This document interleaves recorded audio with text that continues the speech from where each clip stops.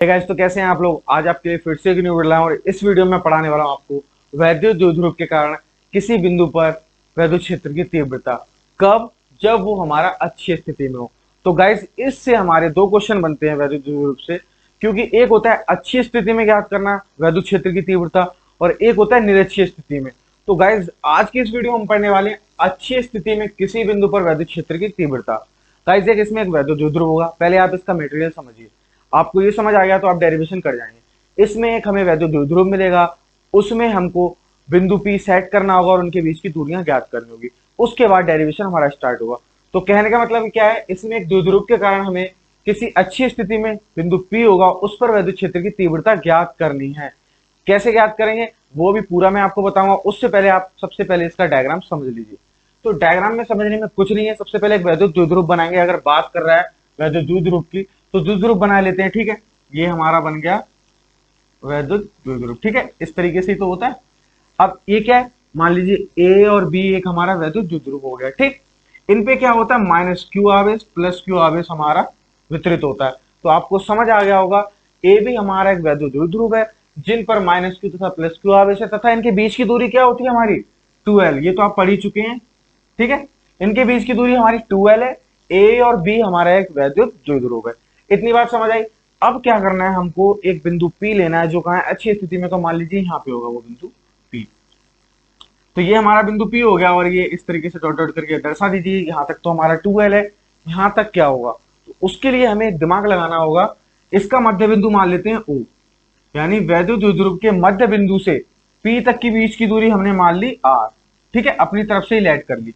तो मध्य बिंदु ओ है और मध्य बिंदु मानने का एक ही रीजन है, क्योंकि हमें इसकी दूरी 2l दे रखी है। ठीक है, जब 2l दे रखी है तो हम क्या कर सकते हैं, इस 2l को एल में पार्टीशन कर सकते हैं, जिससे हमें आगे की वैल्यू निकालने में प्रॉब्लम ना हो। तो जब ये एल हो गई और ये आर है, तो यानी कि हम इसकी बीच की दूरी निकाल सकते हैं। ये दे रखी है, ये पूरी दे रखी है, ये दे रखी है, बट ये नहीं है हमारी। ठीक है, और ना ये है। तो इससे हमारा ये हुआ कि ये दे रखी है और ये हमारी निकल आई। तो इसकी वैल्यू और इस पूरे की वैल्यू हम निकाल सकते हैं। तो सबसे पहले हम अगर दूरियों की वैल्यू निकाल लेंगे तो हमारा डेरिवेशन आसान हो जाएगा, कुछ करना ही नहीं होगा उसमें। तो गाइस, क्या करना है, ये हमारी एल है। ठीक है, ये आर है। अब इसके बीच की दूरी क्या होगी, अगर हम इस पूरे में से इसको माइनस करेंगे तो बी और पी के बीच की दूरी निकल के आ जाएगी। यही हमको ज्ञात करनी है। तो इसके बीच की दूरी हो जाएगी हमारी आर माइनस एल। ठीक है गाइस, आर माइनस एल हो जाएगी, क्योंकि ये टोटल आ रहे हैं यहां तक। ठीक है, ठीक है, इतनी हमें पता लग गई एल। इतनी ज्ञात करनी है, तो इतनी ज्ञात करने के लिए इस पूरे में से ये घटा देंगे तो यही तो बचेगी। तो आर माइनस एल निकल के आ गई बी और पी के बीच की दूरी। इस तरीके से ए और पी के बीच की दूरी भी निकल आएगी। ये पूरी आर है, ये हमारी एल है, तो इसमें तो बस ये जोड़ देना है सिंपल सी। तो ये निकल के आ जाएगी आर प्लस एल। तो गाइस, हमारी सारी दूरियां निकल आ गई हैं। बिंदु पी हमारा अच्छी स्थिति में, इसी पर हमें वैद्युत क्षेत्र की तीव्रता ज्ञात करनी है। वैद्युत द्विध्रुव हमारा ए भी है, इनके बीच की दूरी 2l है और आवेश हमारे माइनस क्यू प्लस क्यू है। आवेशों के कारण ही हम निकालेंगे इनके बीच की दूरियां या वैद्युत क्षेत्र की तीव्रता। उसके बाद हमारा निकल के आएगा कुल परिणामी वैद्युत क्षेत्र की तीव्रता किस पर, बिंदु पी पर। ये था हमारा डेरिवेशन स्टार्ट करने से पहले कुछ इंपॉर्टेंट मटेरियल, जिसको आप माइंड में सेट कर लीजिए और आपको कुछ करना ही नहीं है डेरिवेशन में। डेरिवेशन करने से पहले आप दो तीन चीजें याद हो आपको तो आप कर सकते हैं। सबसे पहला डायग्राम मोस्ट इंपॉर्टेंट है। उसके बाद उस डायग्राम के जरिए किस तरीके से थ्योरी लिख के क्या करना है वो सब आपको समझ आ जाएगा। तो सबसे पहले हमें क्या करना है, इसकी थ्योरी बनाते हैं। ठीक है, थ्योरी बनाने के बाद डेरिवेशन स्टार्ट करेंगे। तो मान लेते हैं, माना माना ए बी एक विद्युत द्विध्रुव है। ठीक है, वैद्युत द्विध्रुव है। ठीक है, जिस पर माइनस क्यू तथा प्लस क्यू आवेश आवेश वितरित है और इनके बीच की दूरी, इनके बीच की दूरी 2l है। तो गाइस, इतना समझते हैं। ठीक है, ए भी हमारा एक वैद्युत द्विध्रुव है, वही हमने सेम लिखा है। इन पर माइनस क्यू तथा प्लस क्यू आवेश वितरित है और इनके बीच की दूरी 2l है। सेम लिखा है, यही हमारी मेन इंपॉर्टेंट थ्योरी है। अब थोड़ा सा और लिख लेंगे, वैद्युत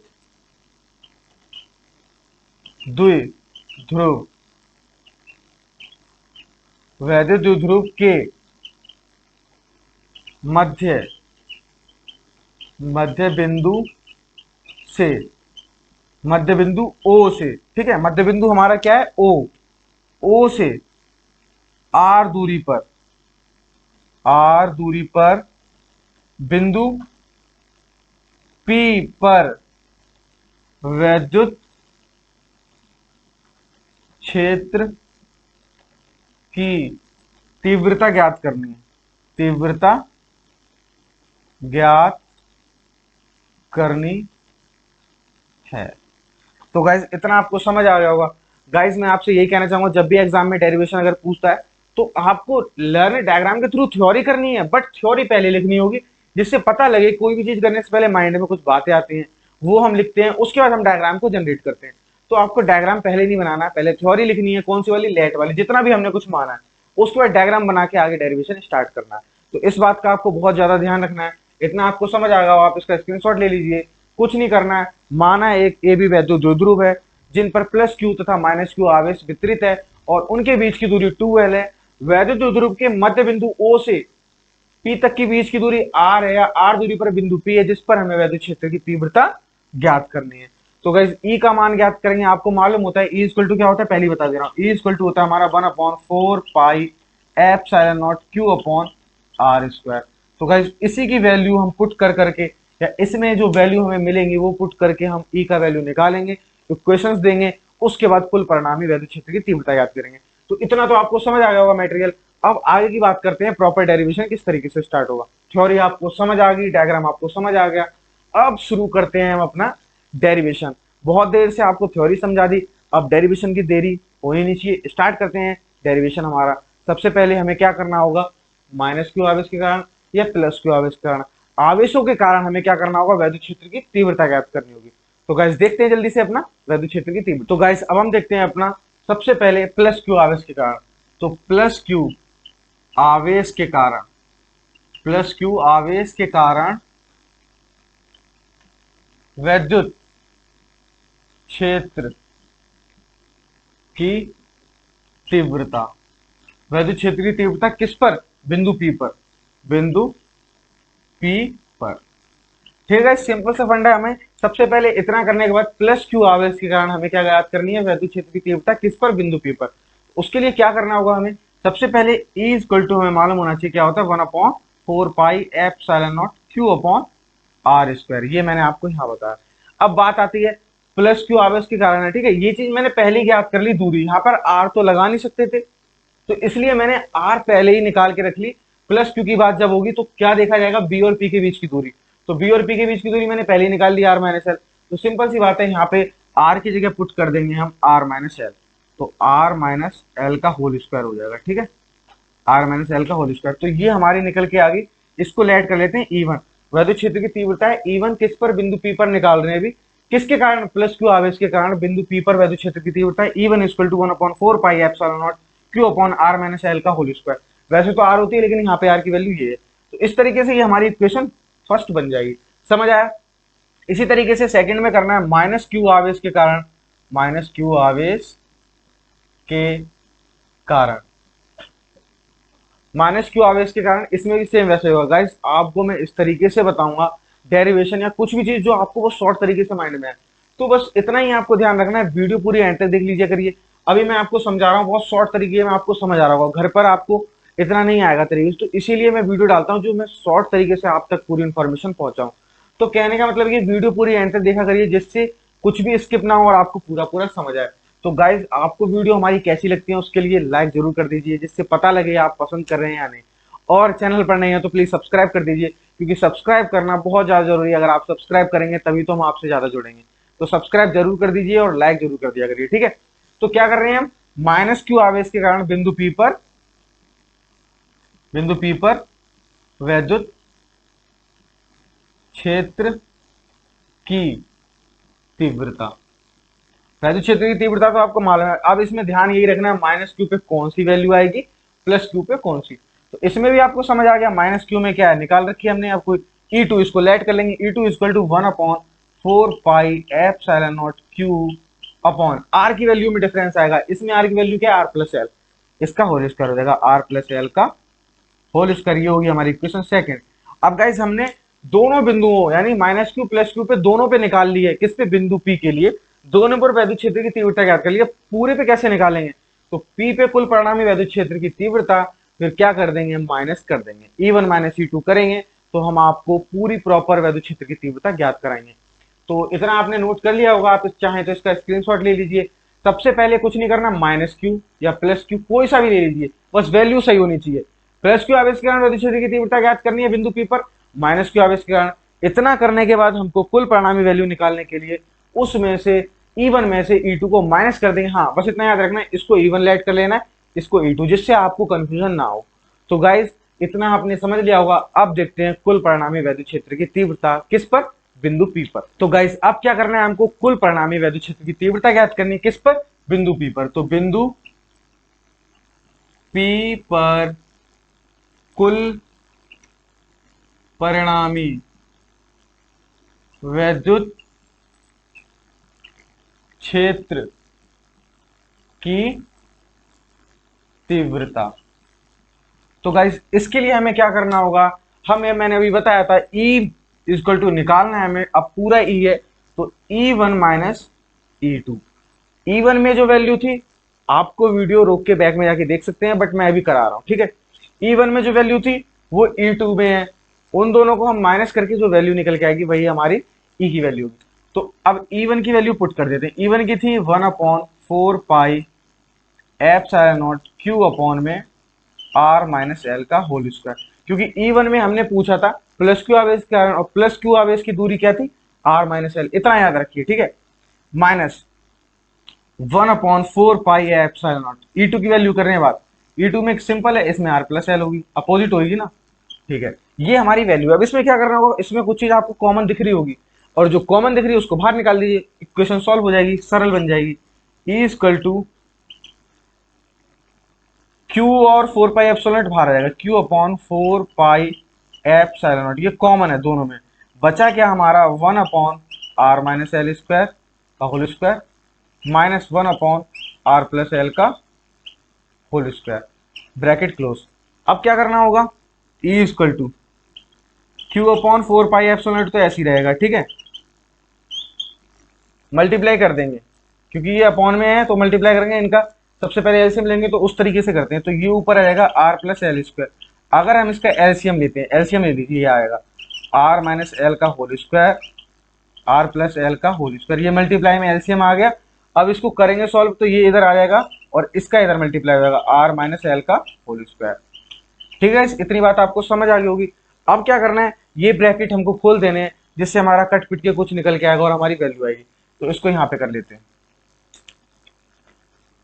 क्या आएगा, E इक्वल टू हमारा Q upon 4 pi epsilon not, ठीक है। अब हम इनके ब्रैकेट खोलेंगे तो ये R प्लस एल का होल स्क्वायर खोल दीजिए, तो R square plus L square plus 2RL, ठीक है, माइनस। जब ये माइनस का साइन अंदर है तो जितनी भी वैल्यू होंगी वो माइनस की हो जाएंगी, जो प्लस की दे रखी होंगी, और जो माइनस की होगी तो इसको खोल लेते हैं पहले, R square plus L square minus 2RL आएगा, ठीक है, और ब्रैकेट क्लोज। ये यहाँ पे लिख दीजिए आर माइनस एल का होल स्क्वायर और आर प्लस एल का होल स्क्वायर। अब क्या होगा, ये माइनस का जब अंदर मल्टीप्लाई करेंगे तो ये दोनों माइनस के हो जाएंगे, ये प्लस का हो जाएगा। तो देख लीजिए Q upon 4 pi epsilon not, ठीक है। अब क्या बचा यहाँ पे, ये माइनस कर देंगे, R square plus L square plus 2RL minus. अब क्या करेंगे, ये माइनस जो दे रखा है हमारा, इसका अंदर कर देंगे मल्टीप्लाई, तो आर स्क्वायर माइनस का हो जाएगा, एल भी माइनस का हो जाएगा, बट ये माइनस में जो दे रखा है ये हमारा प्लस का 2RL हो जाएगा, ठीक है गाइस। अपॉन में हमारा यही आएगा आर माइनस एल का होल स्क्वायर और आर प्लस एल का होल स्क्वायर। अब देखिए इसमें क्या क्या कट रहा है, आर स्क्वायर से आर स्क्वायर कट गया, एल स्क्वायर से एल स्क्वायर, क्योंकि अपोजिट साइन है। अब बचा 2RL प्लस का 2RL प्लस का, तो ये जुड़ के क्या हो जाएंगे, Q upon 4 pi epsilon not, बचेगा ये हमारा 4RL अपॉन में आर माइनस एल का whole square R plus L का होल स्क्वायर। यहाँ पे हमें दो चीजें बहुत तरीके से समझनी होंगी। जो हमारा ये आर है, आपने देखा था, मैंने डायग्राम बनाया था, वो आर था, बहुत ज्यादा लेंथ थी आर की, किसके अकॉर्डिंग, एल के अकॉर्डिंग। यानी एल की जो वैल्यू है वो आर के अकॉर्डिंग बहुत कम है, तो इसको क्या करेंगे हम, आर का जो मान है वो बहुत ज्यादा बड़ा है किससे, एल के मान से। तो आर स्क्वायर भी हमारा क्या हो जाएगा, बहुत ज्यादा बड़ा हो जाएगा एल स्क्वायर से। तो एल की वैल्यू हम कर देंगे नगण्य। एल, यहां लिख दो, एल का मान नगण्य करने पर, तो सिंपल सी बात है, जब यहाँ पे एल का मान हटा देंगे तो सिंपल सा यहाँ पे रह जाएगा E equal to Q upon 4 pi epsilon not 4 RL upon में आर स्क्वायर, और आर स्क्वायर हो जाएगा आर पे पावर 4, ये आर स्क्वायर बचेगा और ये आर स्क्वायर बचेगा, तो टोटल आर पे पावर 4 होगी। अब गाइस यहाँ पे बस थोड़ी सी बात याद रखनी है, इस तरफ आ जाते हैं। तो E इक्वल टू हमारा क्या निकल के आया, E इक्वल टू निकल के आया Q upon 4 pi epsilon not 4 RL upon में आर पे पावर 4। ठीक है, एक आर से आर कट जाएगा तो बचा Q 4L अपॉन में 4 pi epsilon not into R Q.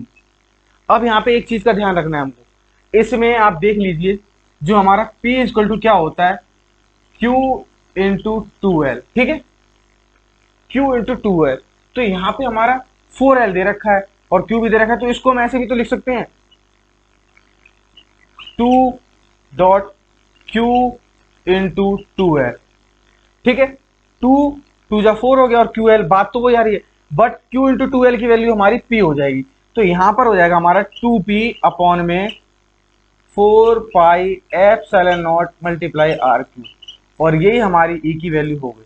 ठीक है, और इसको हम फाइनली इस तरीके से लिख सकते हैं, E इक्वल टू हो जाएगा हमारा 1/4 pi epsilon not 2P upon R Q. तो गाइस ये हमारी वैल्यू निकल के आई किसकी, वैद्युत क्षेत्र की तीव्रता बिंदु पी पर, कौन सी, कुल परिणामी, मतलब टोटल जो वैद्युत क्षेत्र की तीव्रता है 1/4 pi epsilon not 2P upon R Q, ये हमारी निकल के आई पूरी टोटल वैल्यू। तो यहां से थोड़े स्टेप समझाता हूं, E-E2 करेंगे तो वैल्यू पुट करके हमारा एंड में ये निकल आएगा, इसका फॉर्मूला खोलेंगे तो ये निकल के आएगा, माइनस का माइनस रहेगा, ये फॉर्मूला खोल देंगे, खोलने के बाद इस माइनस के अंदर मल्टीप्लाई करेंगे तो वैल्यू अपोजिट हो जाएंगी, कट पिट के 4RL upon R minus L का, एल का मान नगण्य कर देंगे आर के बिहाफ पे, तो यहाँ पे आर स्क्वायर टोटल आर पे पावर 4 होगी। जब E equal to Q upon 4 pi epsilon 4RL upon R पे पावर 4 आ जाए, तो यहाँ पे थोड़ा स्टेप दिमाग लगाना है, आर से आर कैंसिल होके बचेगा हमारा 4L, Q4L अपॉन में 4 pi epsilon not into R Q. यहाँ पे जो ये वैल्यू है इसको हमें सेट करना है, इसको हम 2 मल्टीप्लाई 2QL लिख सकते हैं, और 2QL की वैल्यू होती है P।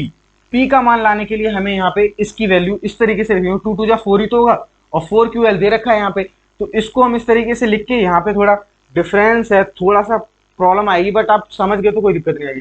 E equal to 1/4 pi epsilon Q 2P upon R Q, इसका आंसर आ जाएगा। तो आपने फाइनली निकाल ली है ए की वैल्यू, टोटल परिणामी वैद्युत क्षेत्र की तीव्रता बिंदु P पर। तो गाइज इस डेरिवेशन में बस आपको थोड़े से 1-2 पॉइंट यहाँ पे याद रखने हैं, और कुछ नहीं है, बहुत सिंपल डेरिवेशन है, देख लीजिए आपके सामने मैंने पूरा कर दिया है, चाहे तो आप इसका स्क्रीनशॉट ले सकते हैं। बहुत ही क्लियर तरीके से मैंने आपको समझाया, एक एक पॉइंट समझाया, जिससे आपको कोई भी कंफ्यूजन ना हो। ठीक है, वैद्युत क्षेत्र की तीव्रता अगर ज्ञात करनी हो अच्छी स्थिति में, तो वैद्युत द्विध्रुव की सहायता से ज्ञात करेंगे। डायग्राम बनाना है, उसके बाद आर की वैल्यूज निकालनी है बिंदु पी के लिए, बिंदु क्यू जो भी करके वो वैल्यू निकालने के बाद प्लस क्यू आवेश के कारण निकालना है, माइनस क्यू आवेश के कारण निकालना है, माइनस करके ये वैल्यू आके सॉल्व करते करते करते एल का मान नगण्य करेंगे। यहाँ पे थोड़ा सा ध्यान रखना है हमको, और उसके बाद आपकी टोटल वैल्यू निकल के आ जाएगी वैद्युत क्षेत्र की तीव्रता बिंदु पी पर। तो गाइस आज का हमारा डेरिवेशन कंप्लीट हुआ। वैद्युत द्विध्रुव के कारण अच्छी स्थिति में किसी बिंदु पर वैद्युत क्षेत्र की तीव्रता ज्ञात करनी हो, तो उसके लिए आपको इस तरीके से करना है। आपको वीडियो कैसी लगी कमेंट सेक्शन में बताना। वीडियो बनाने में बहुत एफर्ट्स डाले जाते हैं गाइस, बस वीडियो को आप लाइक कर दिए करिए, लाइक करने से हमें थोड़ा सा कॉन्फिडेंस मिलता है कि हम और वीडियो डालें। तो गाइस चैनल पर नहीं है तो प्लीज सब्सक्राइब कर दीजिए और वीडियो पूरी एंड तक देखा करिए। अगर आप ये पार्ट स्किप कर देते तो आपको समझ नहीं आता कि ये वैल्यू कहाँ से आई, इसलिए कहता हूं मैं वीडियो पूरी देखा करिए। वीडियो पूरा देखेंगे तो एक एक पॉइंट समझ आएगा और आपको बार बार देखने की जरूरत नहीं पड़ेगी। एक बार में कॉन्सेप्ट समझ आएगा। तो गाइस आज की वीडियो के लिए इतना ही। घर पर रहिए, स्वस्थ रहिए, व्यस्त रहिए, मस्त रहिए। Thank you friends.